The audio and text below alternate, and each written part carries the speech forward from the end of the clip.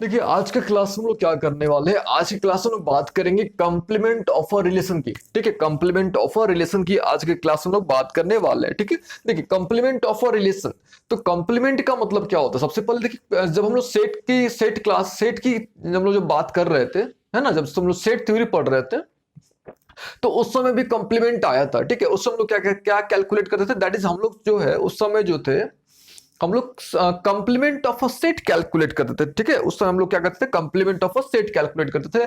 लेकिन हम लोग जो है रिलेशन की बात कर रहे हैं, रिलेशन चैप्टर पढ़ रहे हैं, that is why we have to study complement of a relation. ठीक है, हमने जो है क्या पढ़ना, आपको कंप्लीमेंट ऑफ अ रिलेशन यानी रिलेशन का कंप्लीमेंट क्या होता है, हमने उसके बारे में पढ़ना है। ठीक है, तो हम लोग क्या करते हैं, सबसे पहले हम लोग क्या करते हैं, दो सेट ले लेते हैं। ठीक है, दो सेट हम लोग ले लेते हैं, सेट ए और सेट बी हम लोग ले लेते हैं। ठीक है, चलिए हम लोग क्या करते हैं, हम लोग यहाँ पे लेट ए और बी हम लोग क्या ले लेते हैं, दो सेट ले लेते हैं। ठीक है, हम लोग क्या कर लेते हैं, सपोज हमारे पास ये हो गया ए कॉमा बी, सॉरी ए और बी, और इधर हो गया हमारे पास सेट बी जो है हमारे पास, सपोज 1 2 3 हमने क्या करा, दो सेट ले लिए। ठीक है, ठीक है। अच्छा अब देखो यहां तक तो क्लियर हो गया। अब हमने करना क्या है, ठीक है, हमने क्या करना है, इसका कार्टेशियन प्रोडक्ट कैलकुलेट करना है। तो आपको पता है कार्टेशियन प्रोडक्ट कैसे कैलकुलेट करते हैं, यानी ए को 1 से रिलेट करो आप, ए को आपने क्या करा 2 से रिलेट करना है, आपने ए को क्या करना है 3 से भी रिलेट करना है। ठीक है, फिर बी को 1 से रिलेट करो आप, बी को आपने 2 से रिलेट करना है, फिर बी को किससे रिलेट करना है 3 से।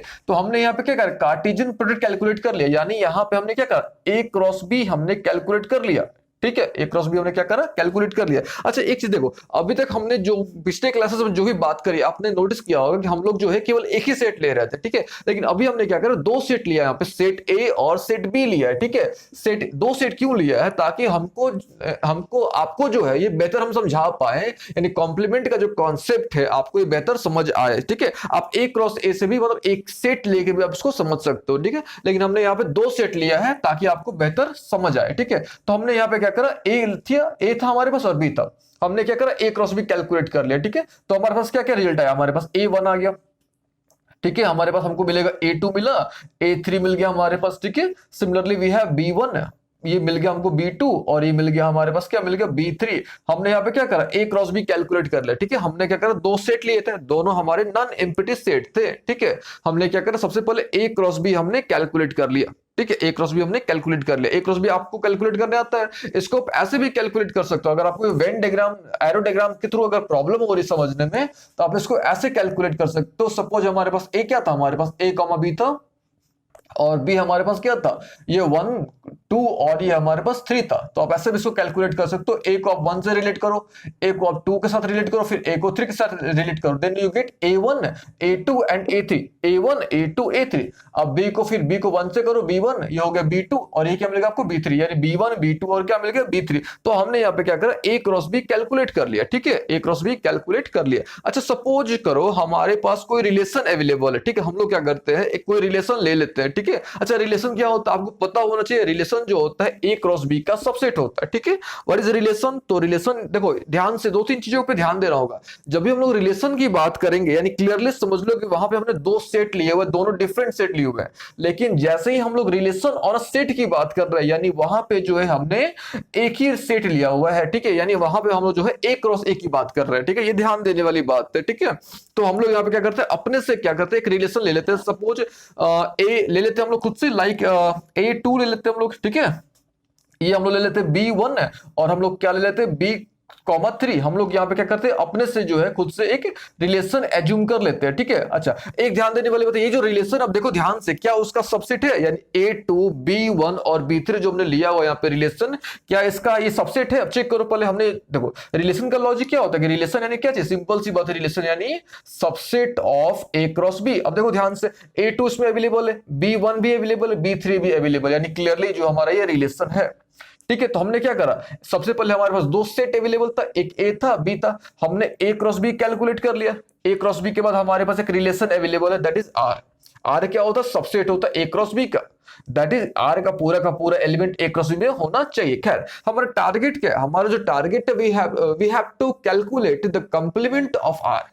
यानी रिलेशन का कंप्लीमेंट कैलकुलेट करना। देखो कंप्लीमेंट कैसे कैलकुलेट करते हैं, इसको आप आर डैश से भी रिप्रेजेंट कर सकते हो या इसको आर बार से भी रिप्रेजेंट कर सकते हो, ठीक है। अब देखो कंप्लीमेंट करने का, कैलकुलेट करने का सिंपल सा लॉजिक होता है कार्टेशियन प्रोडक्ट, जो हमने यहाँ पे कार्टेशियन प्रोडक्ट जो कैलकुलेट करा था, माइनस गिवन रिलेशन, माइनस क्या करना अपने गिवन रिलेशन। देखो आपको याद होगा, ठीक है, हमने क्या करा था हमने सेट के जब हम लोग चैप्टर कर रहे थे तो उसमें हम लोग ने बात करा था, उसमें हमने बात बताया था आपको कि कंप्लीमेंट ऑफ अ सेट का मतलब क्या होता है, ठीक है। उस समय हमने आपको बताया था कि कंप्लीमेंट किसका, कंप्लीमेंट ऑफ अ सेट, ठीक है, किसी भी सेट के कंप्लीमेंट कैसे कैलकुलेट करते हैं। तो हमने सपोज हमारे पास कोई सेट है, लेट ए बी हमारे पास कोई सेट है और उसका हमने क्या करना है, कंप्लीमेंट कैलकुलेट करना है, ठीक है। तो उसमें हम लोग कैसे कैलकुलेट करते थे, हम लोग क्या करते थे, universal set minus given set हम लोग करते थे, कि जो भी हमारे पास यूनिवर्सल सेट में क्या करते थे हम लोग, गिवन सेट करते थे, ठीक है। तो करना कुछ नहीं, जो हमारा गिवन सेट है उसको आप रिप्लेस कर दो रिलेशन से,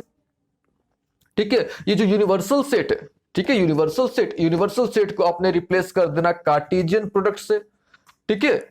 और ये जो हमारा ए है, जो हमारा गिवन सेट है, ये हो गया हमारा गिवन रिलेशन, सिंपल सी बात। तो जब भी आपने आर डैश, यानी आर डैश का सिंपल सा मतलब होता है कंप्लीमेंट ऑफ अ रिलेशन, तो जब भी आपने complement of a relation calculate करना होगा तो सिंपली क्या करना है, आपने Cartesian product minus given relation. तो देखो अभी यहाँ पे हमने कार्टेशियन प्रोडक्ट भी कैलकुलेट कर लिया और हमने यहाँ पे गिवन रिलेशन भी क्या कर लिया, कैलकुलेट कर लिया है, ठीक है। तो हमने क्या करना है, आर डैश फाइंड आउट करना है, हमने क्या करना है, आर डैश, यानी आर डैश का मतलब सिंपल सी बात है कंप्लीमेंट ऑफ आर, हमने क्या करना है, फाइंड आउट करना है। अब देखो ध्यान से दो तीन बातों को ध्यान से समझना होता है, डिफरेंस ए माइनस बी, यहाँ पे एस माइनस ए लिखा हुआ है, यहाँ पे सीपी माइनस आर लिखा हुआ है, तो माइनस कैसे करते हैं इस चीज के बारे में भी हमने सेट में ऑलरेडी आपको पढ़ा दिया है, ठीक है। अब देखो ध्यान से, तो आपको पता होना चाहिए, ठीक है, इसकी नॉलेज होना चाहिए आपको कि a माइनस बी हम लोग कैसे कैलकुलेट करते हैं। तो a माइनस बी का मतलब क्या होता है कि a का वैसा एलिमेंट जो b में नहीं है, a माइनस बी का मतलब होता है कि a का वैसा एलिमेंट जो b में नहीं है। अच्छा सपोज यहाँ पर हम लिख रहे हैं s माइनस आर, इसका मतलब क्या होगा कि s का वैसा एलिमेंट जो r में नहीं है, ठीक है। तो खैर हमारा टारगेट यहाँ पे क्या है, सीपी की हम लोग बात करें और गिवन आर की बात करें, तो सीपी माइनस गिवन आर, इसको आप आर मान लो, ठीक है। तो इसका मतलब क्या होगा कि वैसा एलिमेंट, सीपी का वैसा एलिमेंट जो गिवन रिलेशन में प्रेजेंट नहीं है, सिंपल सी बात है। फिर से सीपी का वैसा एलिमेंट जो गिवन रिलेशन में आपका प्रेजेंट नहीं है उसको हम लोग क्या बोलेंगे, आर डैश बोलेंगे, या उसको हम लोग आर बार बोल सकते हैं, ठीक है। अब देखो ध्यान से, सीपी का ऐसा कौन कौन सा एलिमेंट जो है वो आर में प्रेजेंट नहीं है, ठीक है। अब देखो ध्यान से समझो, अब देखो ध्यान से, ये A1 है, इसमें A1 नहीं है, A2 तो प्रेजेंट है, B1 भी प्रेजेंट है आपका, ये B3 भी आपका प्रेजेंट है, तो कौन कौन सा प्रेजेंट नहीं है आपको, देखो ध्यान से, ये A1 प्रेजेंट नहीं था, ठीक है, तो आप यहां पे लिख दो, ये A1 हो गया आपका। अभी देखो अब ध्यान से, ये A3 था, ये भी प्रेजेंट आपका नहीं था, यानी A3 भी मिल गया आपको। और ये देखो B2, ये B2 भी मिल गया आपको, ये B2, ठीक है। तो ये जो हमने कैलकुलेट करा इसको हम लोग क्या बोलेंगे, कंप्लीमेंट ऑफ रिलेशन, यानी कंप्लीमेंट ऑफ आर।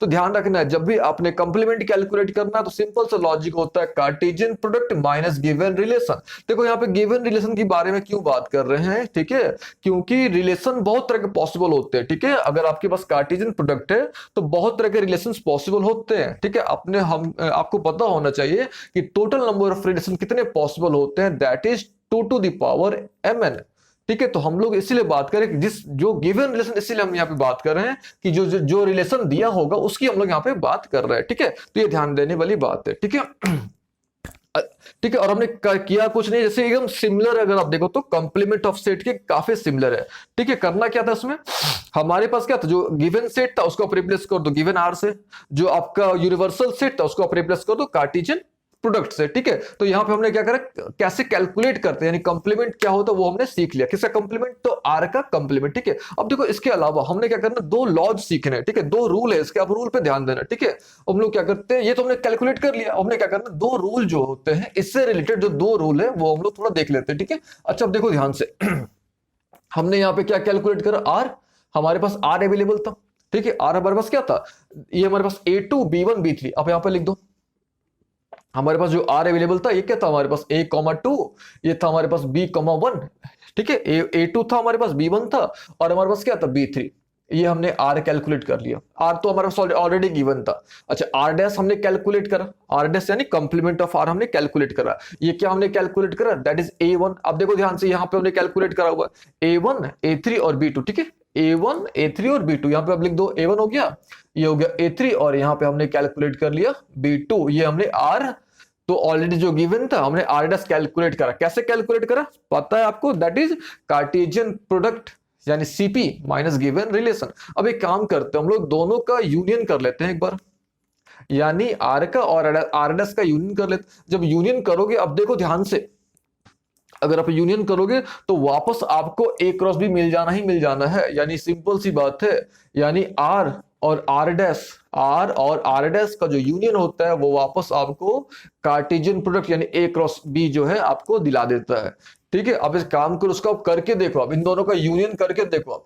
ठीक है, तो यूनियन का मतलब क्या होता है, ये सिंबल होता है यूनियन का। तो यूनियन का मतलब क्या होता है कि दोनों को मिला के लिखना आपको। ठीक है, दोनों को मिला के लिखना है, तो अब दोनों को मिला के लिखोगे, ठीक है, तो आपको क्या मिल जाएगा, वापस से A क्रॉस बी मिल जाएगा। तो हम लोग बोल सकते हैं कि R यूनियन R डैश जो होता है वो A क्रॉस बी के इक्वल होता है। ठीक है, अच्छा एक काम करो, अब इन दोनों में कॉमन देखो आप, यानी R और R डैश ये इंटरसेक्शन होता है, इंटरसेक्शन यानी कॉमन। अब देखो दोनों में कुछ भी कॉमन है, क्या आपको दिख रहा है, कुछ भी कॉमन है, यानी हम लोग सिंपली बोल सकते हैं फाई। ठीक है, तो दो बातों को हमने ध्यान देना है। ठीक है, क्या दो, कौन सी दो बातें, पहली बात आपका कि R और R डैश का जो यूनियन होता है वो A क्रॉस B के इक्वल होता है, पहली बात। और R और R डैश का जो इंटरसेक्शन होता है वो फाई के इक्वल होता है, फाई यानी एम्प्टी सेट के इक्वल होता है, यानी कोई चीज कुछ भी कॉमन उसमें नहीं होता है। ठीक है, तो ये हमने कर लिया। ठीक है, अच्छा अब हमने क्या करना, अगले क्लास में हम लोग क्या करेंगे, इनवर्स ऑफ अ रिलेशन के बारे में हम लोग बात करेंगे। ठीक है,